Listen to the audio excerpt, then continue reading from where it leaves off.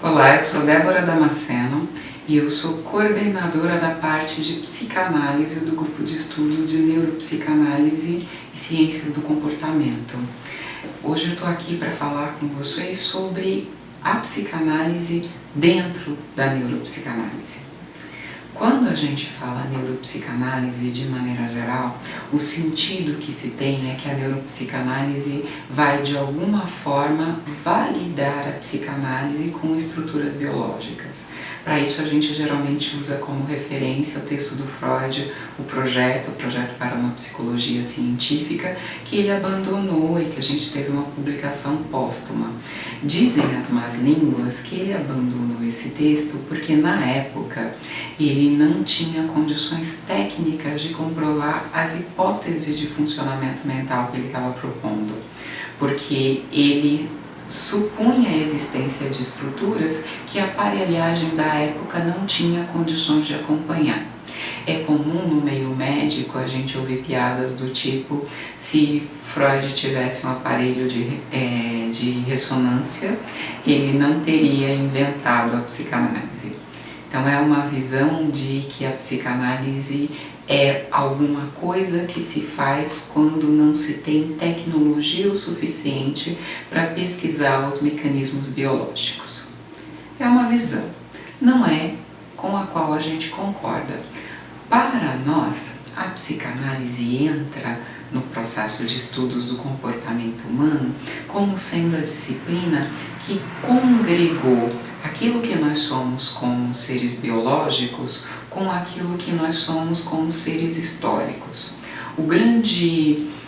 A grande percepção do Freud foi ele incluir a nossa construção social, a nossa construção cultural dentro do nosso processo biológico.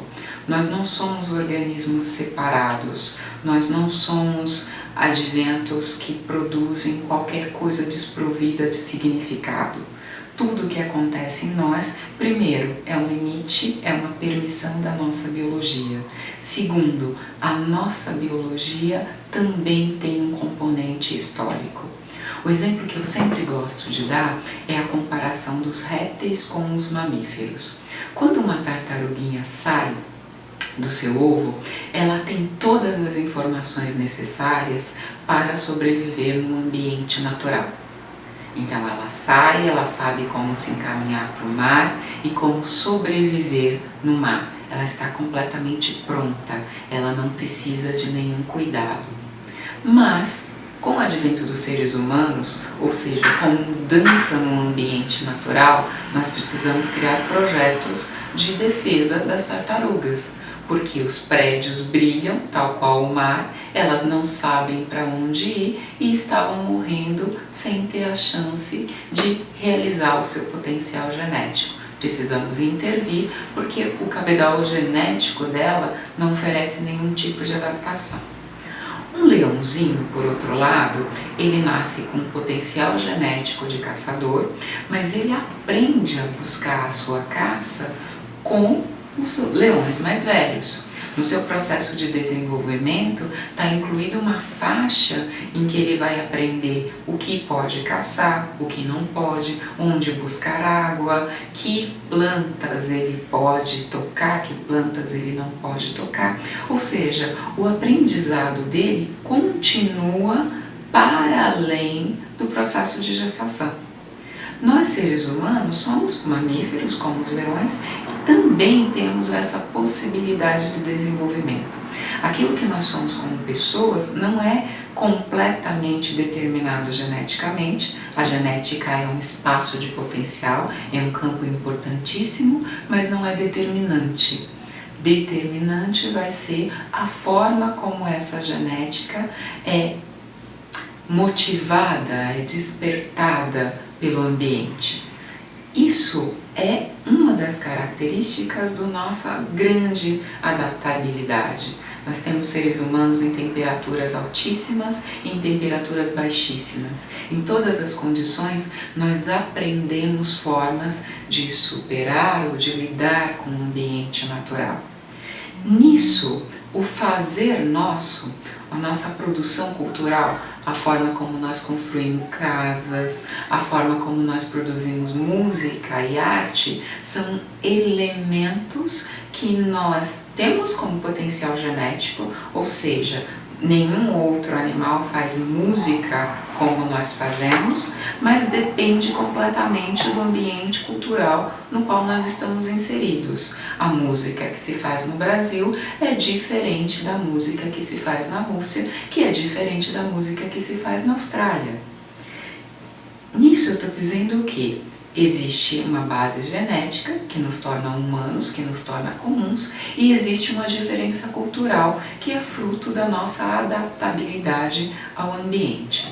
Quando a gente fala de psicanálise, então, estamos justamente pesquisando os componentes históricos da nossa constituição e, no conhecimento desses componentes históricos, nós entendemos como a nossa biologia se adaptou a essa nova realidade. Quando nós estudamos psicanálise dentro do campo das neurociências, quando nós estudamos neuropsicanálise, então, nós não excluímos a biologia, mas nós levamos em consideração a cultura que de alguma forma desencadeia os potenciais biológicos dessa estrutura genética que é o ser humano. A ideia é que nós somos um potencial humano infinito, que é condicionado, limitado pelo ambiente cultural no qual esse potencial se desenvolve.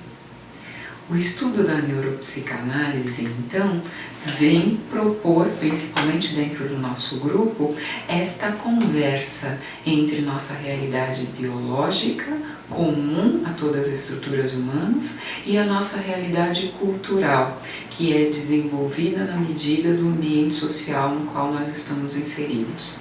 Essa conversa e toda a multiplicidade de discurso que surge a partir daí é o que nós pretendemos com um estudo de grupo. Nosso grupo é um grupo transdisciplinar que procura trabalhar então nessa multiplicidade de visão, nessa multiplicidade de enfoque do ser humano, para que a partir dessa diversidade de conhecimento nós chegamos o mais perto possível de uma previsibilidade de comportamento e, claro, sempre de uma estruturação que nos permita uma efetividade maior na clínica.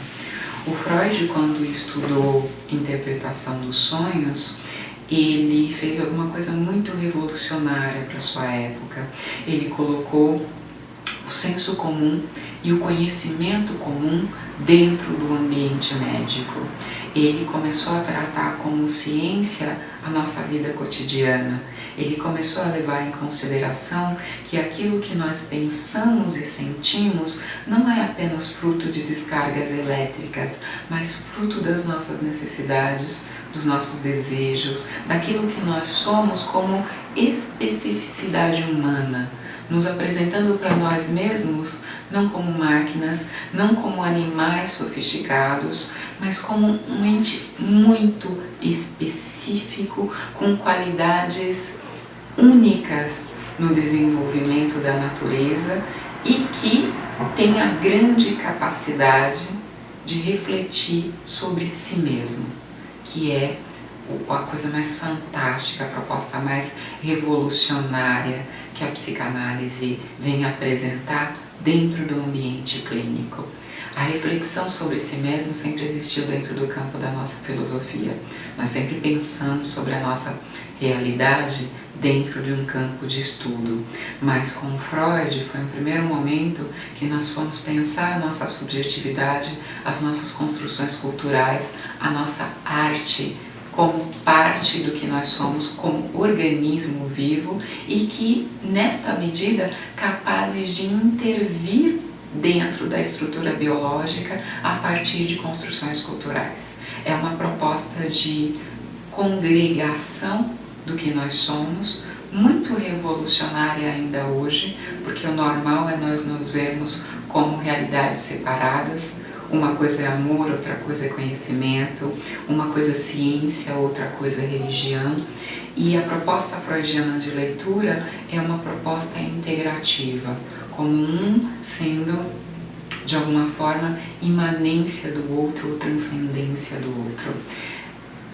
O grupo de estudo, então, quer apresentar para o público, para todas as pessoas que de alguma forma entram em contato com os profissionais, essa possibilidade de não separar, de não se ver como algum, por exemplo, um estômago ou um coração, mas como um estômago que interfere no coração, que age no cérebro, que modifica as emoções e que, em modificando as emoções, é capaz de modificar a sua vida.